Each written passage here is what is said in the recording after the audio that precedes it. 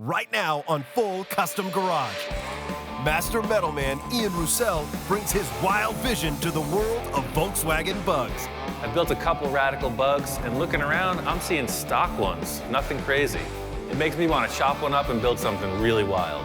With his hands on a stock bug and a head full of ideas, it's on. I have a couple ideas I'm not 100% sure of. It's kind of uncharted territory.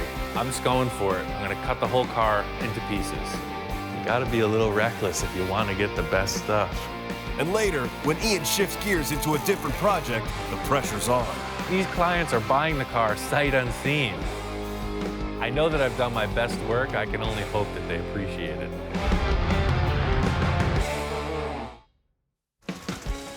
I really like Volkswagens. It was one of those things growing up in New York, you just didn't see them. So for me, they became a very special car. They had total character, especially Baja bugs or custom VWs. You just never saw them on the East Coast. So really, that's what became so appealing. They were rare. I've been working on this bug for about 18 months. It all started with this little toy somebody gave me. I've always been into VWs, so I saw this thing and I'm like, hey, I could build this. I could make a full-size one. I was really just kind of showing off in building this whole thing. This was just like an experiment. It's got custom everything. The chassis got a lot of tubular structure in it. It's chopped radically. It's really changed around from a stock car. I wasn't really pushing on finishing this car. I'm always working on a lot of projects, so this car is sitting in the side of the shop most of the time. The front suspension just needs to be finished, and it's a runner. And I'm really just kind of lagging. I'm looking for some inspiration to get it done. I haven't been involved in the VW world. I haven't even been to a car show or read magazines in forever. So I think I want to go out and just kind of see what's happening in the scene.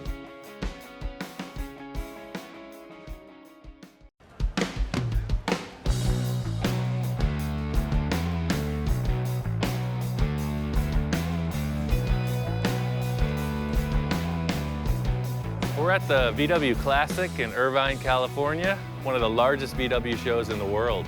Just looking to see what's new and hot. I haven't been to many Volkswagen shows in the past few years. You know, VW Bug is my first car. It's what I drove all through high school. Having not been to a show in a number of years, it's good to see the scene is still happening.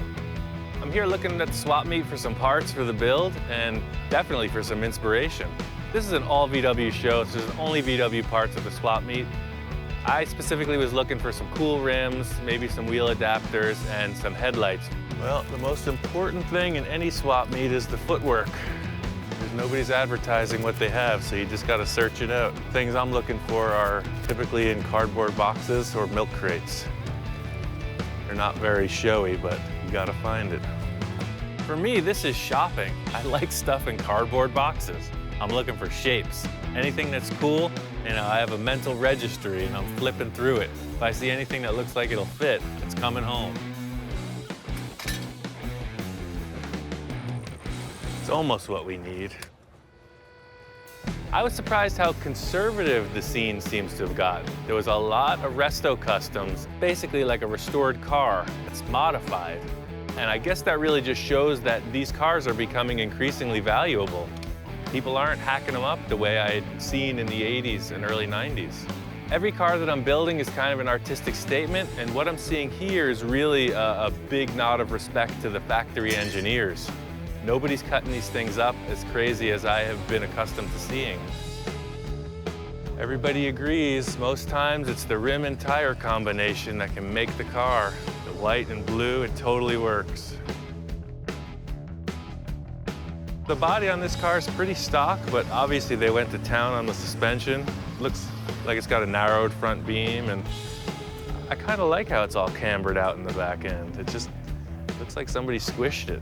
This is a typical thing you see with VWs with a swing axle. When you lower them, the tires literally swing around the center arc, so you know that this is pretty much a stock floor pan. That's why the rear tires are so bent out of shape, but it looks cool. It's not good for the tire wear, but I kind of like it. It's good to see a number of different year cars that were chopped. You could see the challenges that you face when you cut the roof on a car. So when you chop the top, this panel changes, and you can see the shape of the rear window changes pretty drastically. It kind of has to do with the B-pillar too. So it's just one of the things you got to think about when you're making the cuts. Even though VWs are getting harder and harder to find for restoration or a custom, by looking at today's attendance, you know the scene is happening. Seeing all these cars like this, you really get a sense of the cookie cutter catalog cars. Everything's identifiable. That makes me want to make something even crazier. Because what stands out? The one you can't figure out, right? That's where I come in.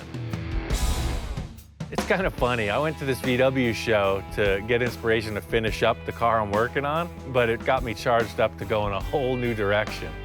I really think I can pull off a really awesome chop top. I know Bill's got a car, so here we go, another project. Bill's a client of mine. We've worked together on a bunch of projects. He's got more stuff than I can ever imagine. I put labor into his projects for his treasures, so we do a lot of horse trading. Bill and I were talking about this VW Bug project I had. He mentions, coincidentally, he's got one laying back here. Somebody changed the doors for some reason. It's pretty solid too, look at the rocker panels.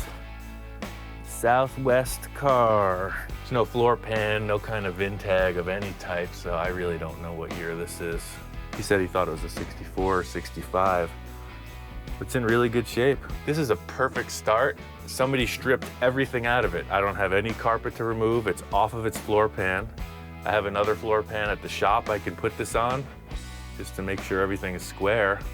All the door gaps look good. I don't think the car was crashed. It's never been rolled over. He said it was a Baja Bug, so I don't think it was jumped too hard or really freaked out on. This is freaking perfect. There's no preparation. I thought, usually you get a car, you gotta pull all the dead rats and bubblegum wrappers out of it. This thing is just clean metal. It's ready to go. I don't know how heavy these things are.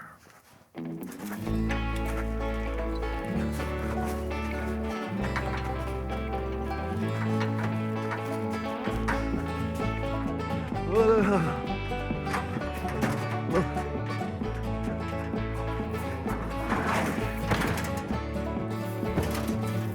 She is. Hi-ya.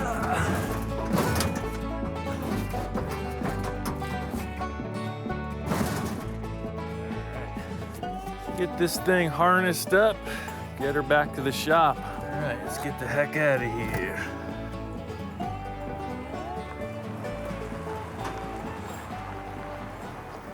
I have a couple ideas I'm not 100% sure of. It's kind of uncharted territory. I'm just going for it. I'm gonna cut the whole car into pieces.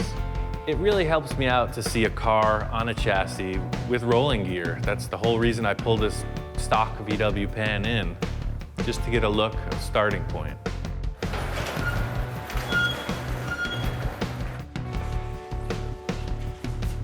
I think this is how they did it in the factory.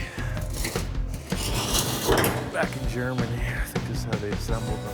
My whole thing is I'm working with existing parts, so I need all the stuff that fit around the body to make it convincing. I don't want to sketch it, I want a three-dimensional view of it.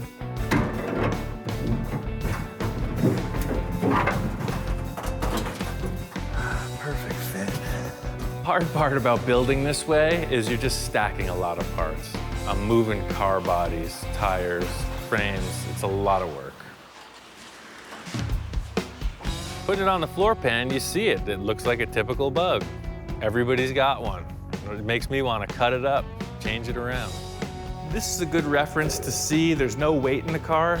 The VW is a great off-road vehicle, so you can see that this, as a Baja Bug, it had tons of ground clearance, plenty of headroom, big windows, you could see all the obstacles you're approaching.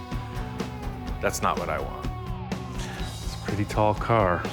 I want it about that high. This new Bug, I'm really just trying to one-up a couple things in the chop I just did.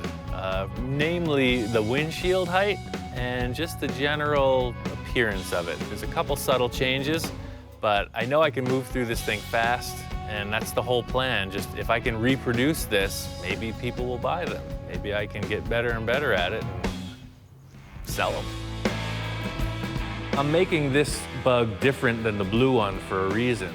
When you look at that car, it's really wedged down in the front. That's what I was going for. This one's gonna have a mellower, straight down look.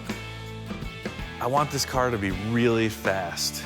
I want it to be just wild, just totally custom, my own build. This car will look like a Volkswagen that's been modified, but underneath the outer skin, it'll be completely my own work. My plan for this is to cut it apart, piece it back together on the floor, and see how it looks. I took off the doors just to lighten the whole thing up. I'm cutting the roof off. The C-pillar is a pretty big deal, so I just want to get everything out of the way. Once I got the doors off, I had to figure out how I was going to go about cutting the rear of the C-pillars out. There's a million ways to cut a car. The VW in the rear in the C-pillar is kind of a unique shape, so I'm choosing to just delete it. It's going to be easier to build it back than to try to modify it.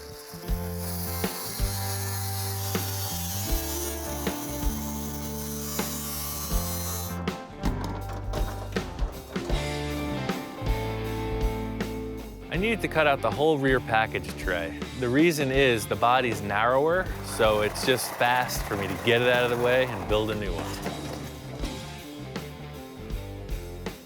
The whole trick with this is I'm leading the whole chop off of the A-pillars. Everything else is built to fit. So as long as the body's square and the A-pillars fit, carry on. It appeared I didn't mark this side of the car before I cut it, because I didn't. I'm that good. I know these cars. I just freaking go. That's why it's so quick.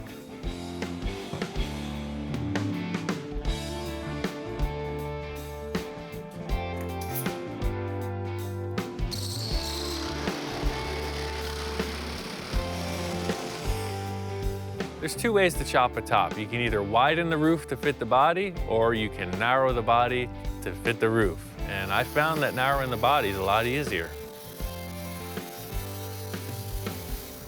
You gotta be a little reckless if you want to get the best stuff.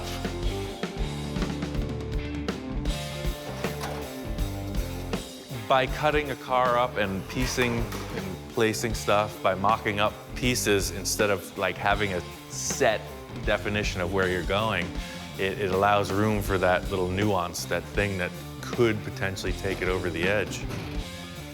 And I just love the feeling of being a little reckless. I'm confident enough to be able to pull it off.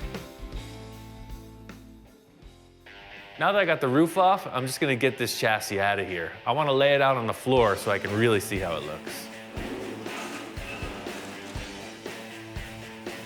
What I'm doing here is just mocking up the pieces of the body. The reason I cut this car right in half was because as the top comes down, this is a triangle, so it's gonna fall through these upright posts. What I'm gonna do is cut right through the center of the body. Well, you know what? I'm gonna cut 4 inches out of the windshield right now, and then we'll stick it on there and see. Chopping a top takes a lot of measuring, and I just try to make it easy as possible. 3M gave us a whole bunch of tape, so I just used a 3/4 inch tape, marked it out, and cut it straight ahead. It's just easier for me to lay out tape. A lot of people do that. So you got 3/4 times 3, that's 2 1/4 inch.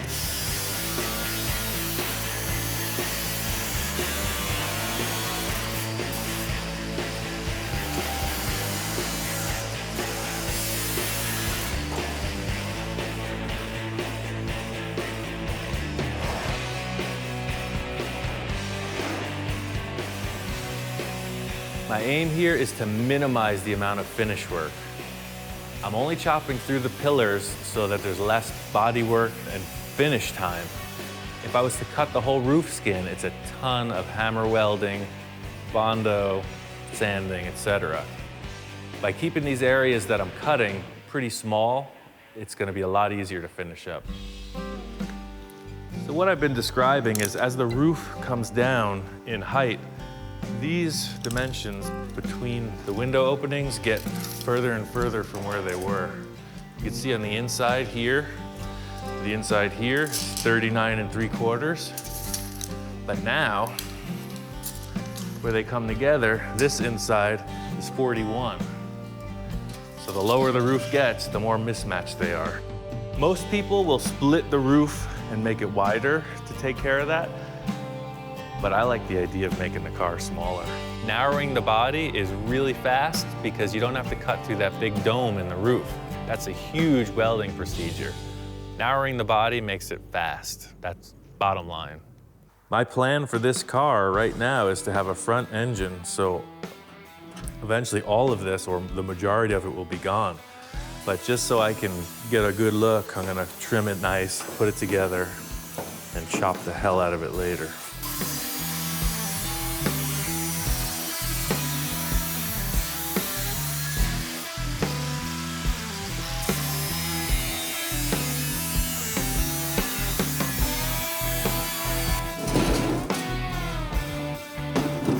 Ultimately, I will measure out and line all this up, but right now I'm just tacking it. These proportions might change. Those cuts are pretty darn close to almost like a professional did it.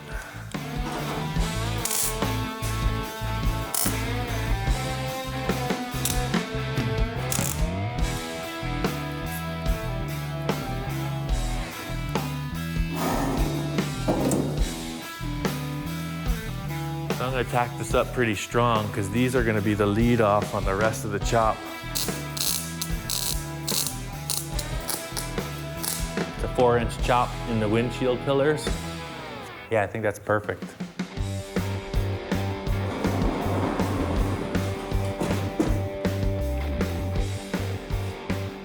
This rear window is obviously way too low. Something I was really stuck on was how this rear window was gonna fit. When I chopped it, it was too low, it was too big, it was all wrong in the back. I'm gonna cut out this window frame completely. I'm gonna move the top up 5 or 6 inches, and then I'm gonna bring the bottom up. So I'll chop the rear window, whatever looks right also. In my opinion, is the smaller the glass, the better. What that does is gives you more paint area. It looks like a larger sheet metal shape. And that's trick.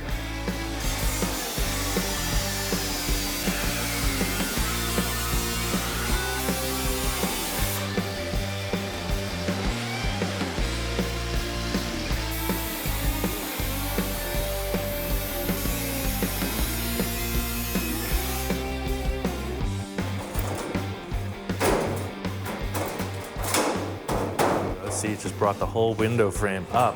And now if you look around the car, the windows are all at pretty much the same height. And in the end, I'm gonna figure out how much smaller the back window gets. Trucking along on this body, got a lot of bracing and stuff. The plan for me right now is to weld in the top of the window. I definitely like the line. If you look here, how this line comes through, visually, that flows around pretty cool. I like that.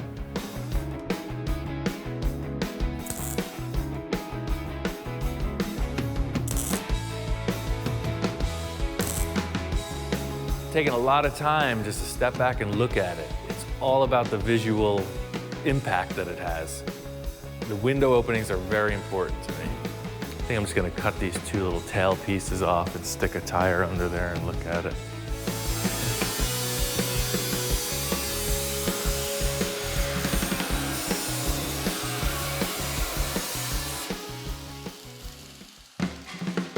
I have a lot of experience with moving Volkswagen bodies.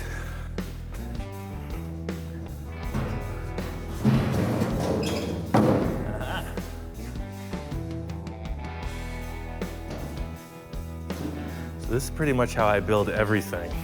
You know, you can draw stuff, but I really find it easier to just stack parts. That looks freaking bitchin'. Now that I got the body together, I want to put the doors on and fit out the window surrounds. I'm really stoked to see this thing mocked up.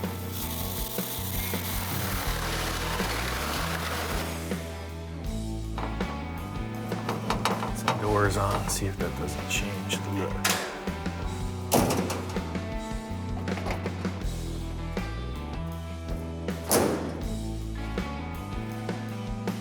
Okay, looks great. Now that I got the doors on, it's time to just fit out the rest of the sheet metal. It's all about detail. I'm gonna spot this in right now.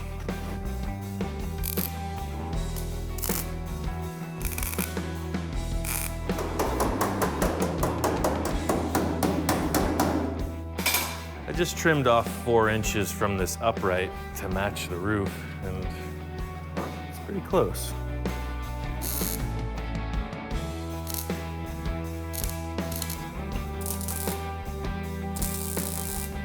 All right, that's tacked temporarily. You can see how much work's gonna have to go into that later, but hey, looks good from this side.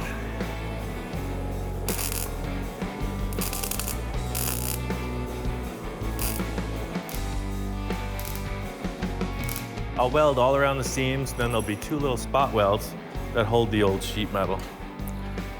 I'll dent it in a little bit, slick it with Bondini, call her done.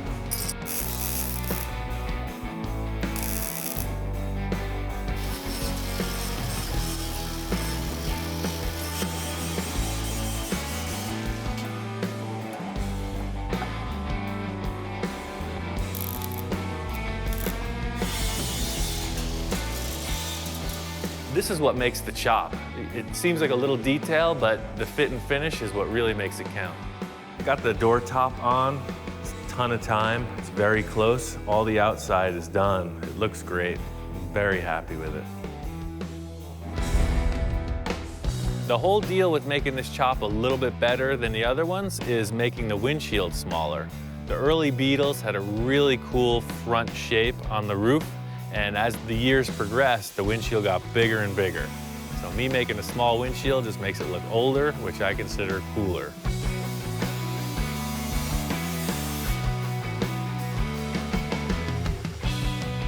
You know what I'm gonna do? I'm gonna lap that right on the inside of that. Call her good. That's the plan, man. The reason I'm able to pull off these projects to completion is because I got my act together.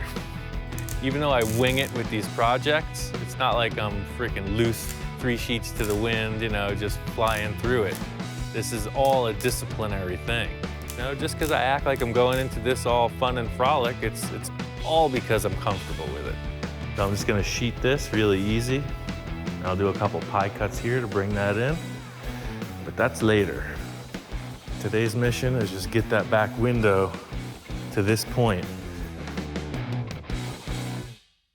The whole thing about a chop, for me, is getting the proportions right. So I knew what I wanted in the windshield, but coming around the back, it's just fit it up, figure it out.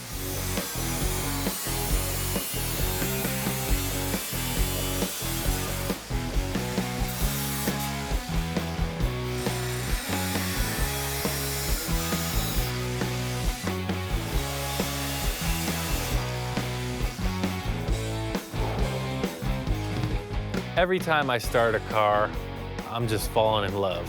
I don't think about how much work it's gonna be. I know how much work it's gonna be, but I can't think about that. You just gotta go for it. That's 5 inches out of the rear winder.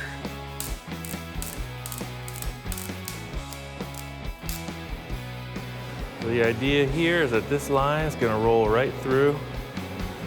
Nice. Come out under this.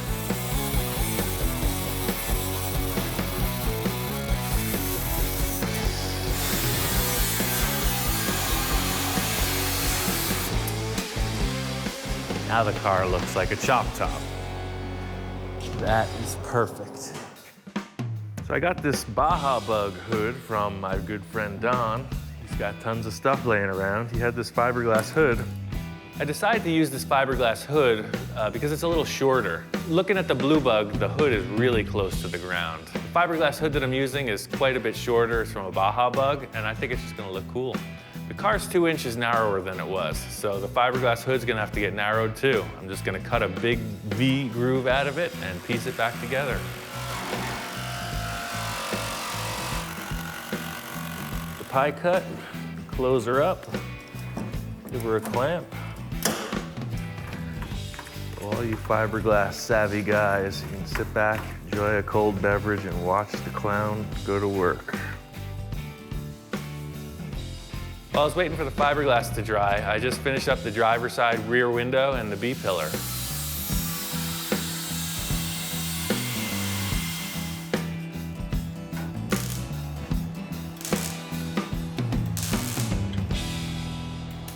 The primary difference between the way I work and someone who thinks out the whole thing beforehand is that I leave an opening for that nuance, you know? That's the great artist. That's the thing that makes the difference, is the unexpected.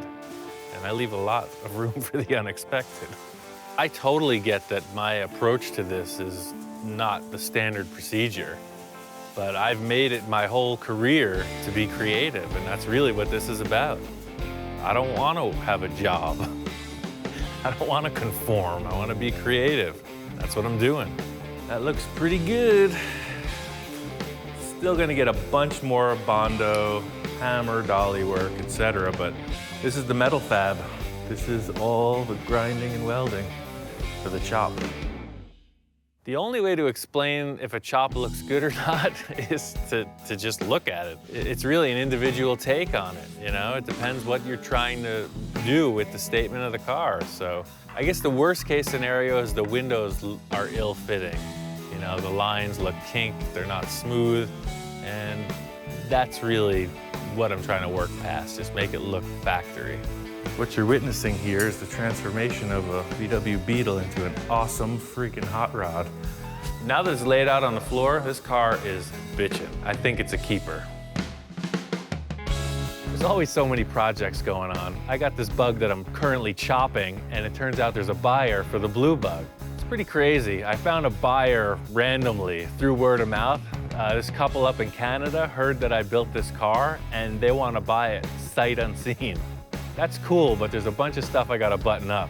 To get this car rolling, I just gotta do a couple things to the front suspension and some minor interior work. Just trim it out and this car's done. Blue Bug's been in storage for a while. I got it in another shop. I only got a couple days to make this happen, so I gotta get to it. Found this cool Ford axle. It must be a British Ford, I'm not sure. It's very narrow and super lightweight. I was thinking about how to improve it and kind of make it unique. Typically, the axle is a solid axle. These two centers are just joined. My idea with it was to split it, sort of like you see the later model Ford trucks, the independent I-beams. So I cut the axle in half. I took these bushings from leaf spring and just welded them in. So now the axle is sprung independently. Getting this front suspension dialed in isn't a lot of work, but it's technical. The handling of the car, the safety of the car depends on this front axle behaving correctly.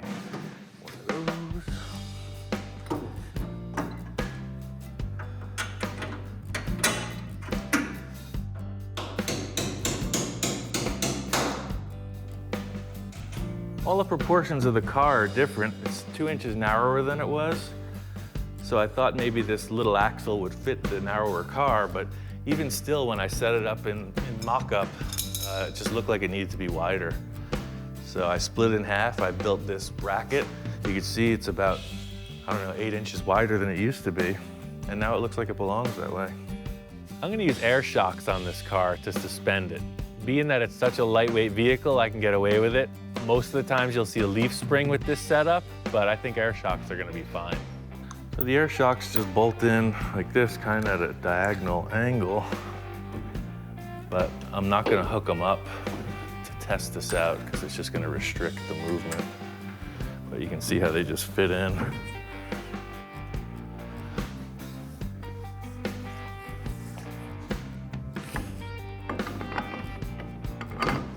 It's pretty crazy that this axle bolts right to the VW wheels. I don't know. Maybe somebody out there knows what's up. I'll tell you, it works. I guess if you look at it from this angle, you can really see how drastically cambered the tire is. And that's not gonna work for me. If this thing should get loose, unweight, tires are gonna tuck under and the car's gonna flip over, guaranteed. Problem with an off-camber suspension is if the car unweights, the tire tucks under and the car flips over. VWs are notorious for this. I'm making it worse because the front is doing the same as the rear. Typically a VW Bug, if it flips over because of this situation, it's because of the swing axle rear end. This car has sort of a swing axle front end as well. So it's gotta be kept under control or this thing's gonna be loose. So this is the air shock that is basically limiting the up and down suspension travel right now. It's all on the shock. There's nothing else on the car to stop it from moving. The whole thing to make this suspension work is bump stops and limiting straps. That keeps the axle in position. What the off-road trucks do is they use a limiting strap. It's kind of like seatbelt material. It's doubled up, stitched really strong. So as this guy is trying to open as the tire falls out, this guy limits the travel of the arm. The limiting straps were easy, simple bolt-on, but the up travel of the axle has to be controlled too. So the limiting straps, they only took care of half of the issue. They're stopping the tire from dropping out. But still, it can come up. If you were to hit a big bump at speed, it would slam the shock shut and ultimately ruin it. You could do it a couple times, but we need to have some kind of a limiter to stop the axle from moving up. So for the up travel, I just ordered these bump stops from a catalog. Contrary to popular belief, I do order stuff from catalogs from time to time. The whole deal with ordering these bump stops is they're new, they're good, I need them. Simple rubber block with a bolt in it. They're meant to take the axle bouncing around like crazy on an off-road car. Every fabrication has its look. This car has a lot of tube elements in the whole front end. So for me, getting these bump stops mounted, it's gotta be a piece of tube and it's gotta look like it belongs in the car.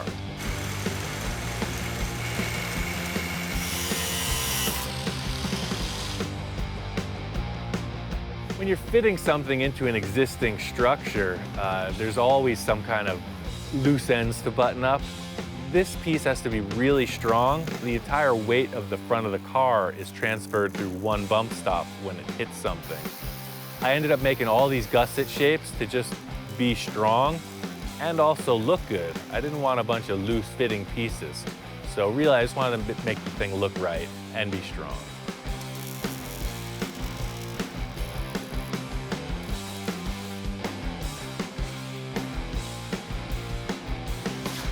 I think that did it. All mechanical parts wear, things change. I made all this stuff adjustable, so as the car ages, you can adjust everything so it keeps the tires in the right position.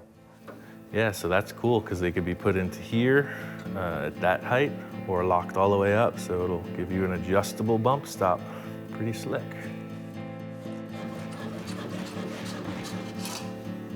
It works. That's what I'm saying, just driving down the street, you don't need more than that. It's great. The attitude of a car, the car's face, are defined by its headlights. These headlights are pretty crazy. They're actually pieces of spun aluminum that I found in the scrapyard. So I really made this whole unit. I had some glass lenses and I made everything else. They're seal beam bulbs that I glued in behind these antique lenses. So they're 12-volt high-low beams. They look like vintage car parts, but they're handmade. Really badass. The other cool feature is the way they mount on the car. So it's a round tube. So they're adjustable up and down. You can move them in and out because you'll see when you steer, it's very close. Like so. And when the hood shuts, these strange little shapes clear the hood. When you look at it, it looks like a face. So I wanted them to be in the right position, wanted them to be the right size, and I really just tailored the whole mounting bracket so that it was clean and invisible. When you look at it, it looks like there's just two bug eyes looking at you. I made suicide doors on the car. You can buy a kit. I didn't want to do that. I was really just doing this for me. So to show off, I made some really cool suicide door hinges. So all this is developing too. I made my own hinge setup. This is the same stock as the headlights are made of, just I think 3/4, 7/8 solid round. Had a couple gate hinges, heavy duty with grease fittings. I made a bracket, welded it up inside the V-pillar here. I went suicide doors because I built a really radical VW once and I didn't do suicide doors. The first question out, why didn't you do suicide doors? So I figured, now nobody's got anything to say. What didn't I do? I haven't even driven this car. The measure of a car is how it drives, right? So I've really only started the engine up. I gotta take this thing out and spin it around and see how it behaves.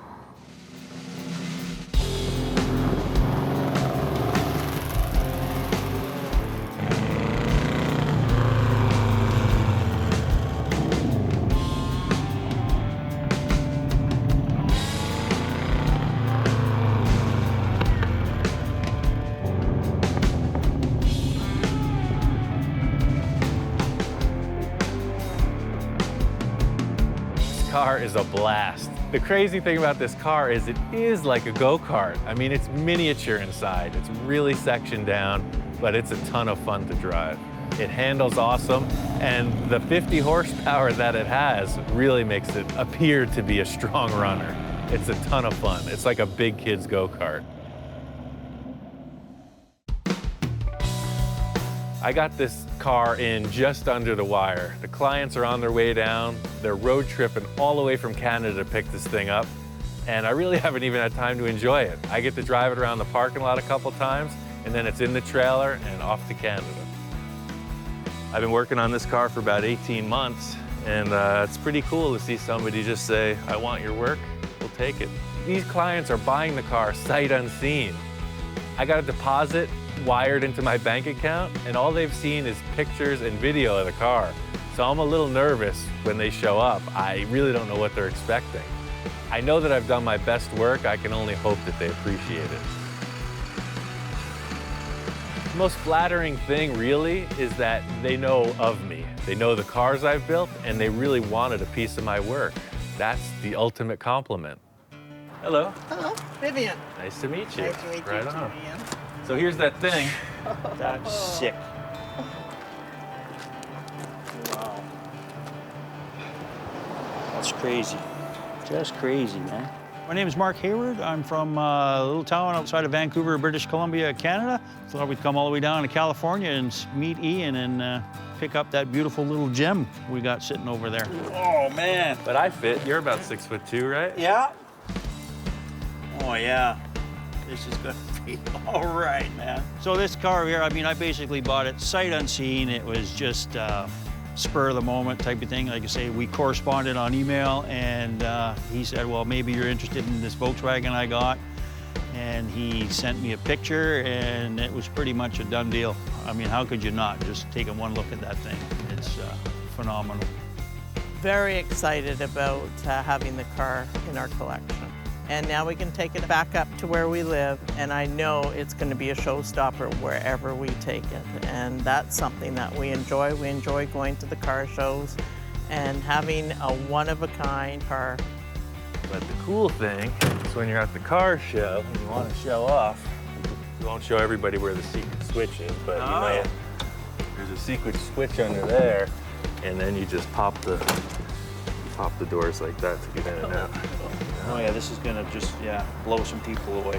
I'm a little bummed I didn't get to enjoy the car, but the customers, they seem like they love it. They're really stoked on the paint color and the overall attitude of the car. It's a win-win situation for me because I've already got my mind set on the new car I'm building, and they're happy with what they got. Oh yeah, I got something for you. I brought you something. Okay, I heard that there was a little treasure in the trailer. I got a little treasure in the trailer, all the way down from the frozen north. Whoa, what the heck is that thing? That's a 51 Henry J. Holy moly. Yeah. I don't think I've ever seen one. It's pretty crazy. Mark brought down this Henry J. It's a bitchin' car. It looks like they're doing like a pro street thing. This car was sitting around Mark's garage for years. He's in no real rush to finish it, but he wants me to build it. That is a great compliment. That's crazy, and it has no trunk. What kind of car doesn't have a trunk? We have lots of projects, both Viv and I, and I'll never get to them all, so it's like, okay, let's give one to Ian and see what he comes up with. And if it's anything like that Volkswagen over there, we're gonna get a pretty nice hot rod out of this. Seeing his work, you know, through the video, seeing the car now in person, yeah, I mean, I trust him 100%. I think it's just his creativity, and it gets down to his hands, and that's what he can fabricate and do. So, yeah, I have full faith in him to turn that project we just left him here into something. He's just a guy that can take nothing and build it into something. That is phenomenal in my book. Pulling this car up next to a stock Bug really shows you the difference. My friend Todd had a stock VW, same year. When you put them side by side, you see what's going on. Same exact car, you know. Only difference is Ian's touch. only difference is everything. Mark and Vivian came down to pick up the blue Bug. Mark is claiming that it's his. Vivian's now talking about she wants a Bug. She wants a pink Bug to rival Mark's. I told her that I was chopping a new one, and she's all about it. So it looks like I might be building her a car now. This thing has snowballed into something ridiculous.